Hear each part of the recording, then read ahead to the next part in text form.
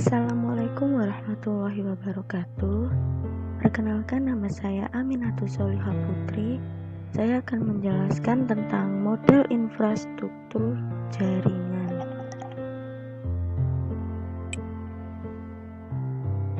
Secara umum, jaringan komputer adalah sebuah kumpulan komputer dan peralatan lainnya yang terhubung dalam satu kesatuan.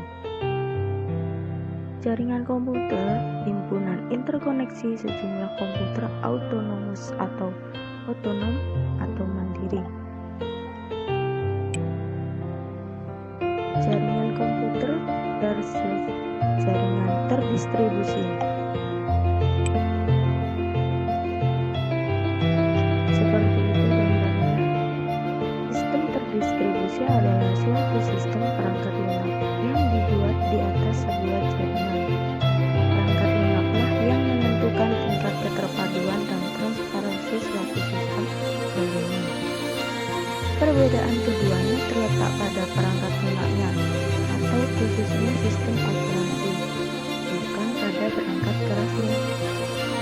Penggunaan sistem terdistribusi tidak menyadari terdapatnya dan proses dalam sistemnya. Contoh penerapannya. Pada terpusat ada server sentral di mana ada beberapa klien yang hanya bisa dipakai oleh satu klien. Untuk terdistribusi tidak ada pusat, namun dari beberapa server atau klien tersebut bisa saling digunakan atau bisa saling terhubung seperti pada gambar. Data center, pembagian jaringan atau jangkauan geografis. Yang pertama, PAN atau Personal Area Network. Contohnya berikut ILAN. LAN, Local Area Network. Biasanya IP komputer tersusun masih dalam satu kelas, dan komputer. Yang ketiga adalah MAN, Metropolitan Area Network, jaringan satu kota atau wilayah. Yang keempat adalah WAN atau Wide Area Network, jaringan telah mendunia atau internet. Pembagian jaringan berdasarkan ada dua, yaitu adalah sebuah jaringan perusahaan yang membangun teknologi arsitektur dari internet berupa aplikasi web dan pengembangan protokol TCP atau IP. Internet atau Interconnected Network adalah sebuah sistem komunikasi global yang menghubungkan komputer dan jaringan-jaringan di seluruh dunia. Topologi jaringan. Ada topologi star, mesh,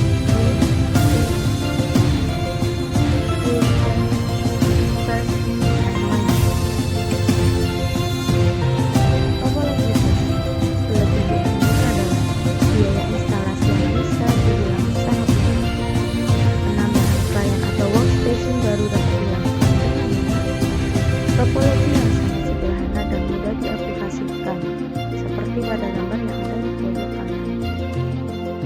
Kekurangannya adalah jika salah satu kabel pada topologi jaringan putus atau bermasalah, hal tersebut dapat mengganggu komputer, workstation, atau klien yang lain. Proses sending dan receiving data kurang efisien, topologi yang sangat jadul dan sulit dikembangkan.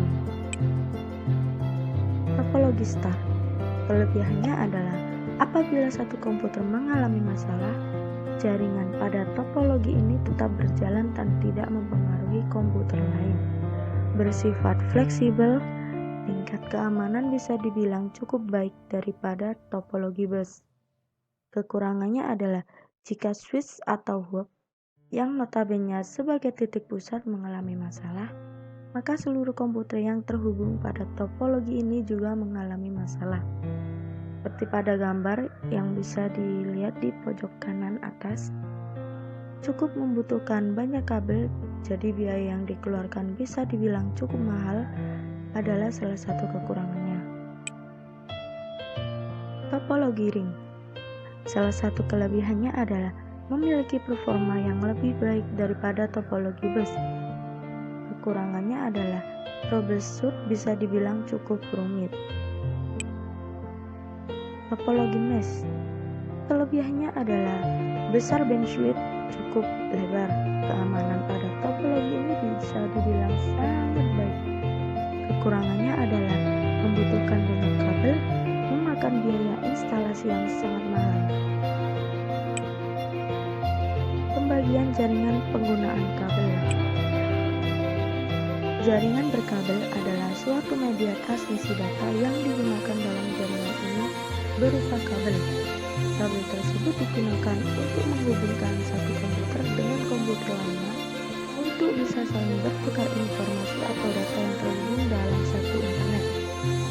Jaringan berkabel adalah teknologi yang dapat menghubungkan dua atau lebih perangkat untuk berkomunikasi tanpa harus menggunakan kabel dalam transmisi data. Kamu bisa menghubungkan beragam perangkat menjadi satu tanpa penggunaan kabel dinilai membantu memudahkan dan membuat transmisi data lebih efisien. Pembagian jaringan berdasarkan siarannya. Yang pertama ada unicast adalah metode pengiriman pada IPv4 yang konsepnya adalah point to point atau one to one. Jadi paket yang dikirimkan hanya akan diterima oleh satu host. Analoginya seperti topologi di atas pada PCO, PC1, PC2, PC3, PC4 yang berada dalam satu-satunya channel. Yang kedua ada multicast atau biasa disebut sebagai metode pengiriman pada IPv4 yang memiliki konsep bantu ini. Multicast menggunakan IP 2024.0.0.0 sampai 2039.2055.2055.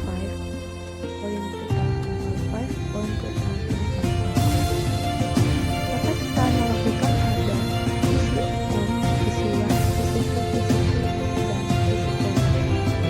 Yang ketiga ada broadcast adalah salah satu metode pengiriman di IPv4 yang memiliki konsep bantu IPv4 merupakan alamat IPv4 yang didesain agar diproses oleh semua host dalam jaringan tersebut.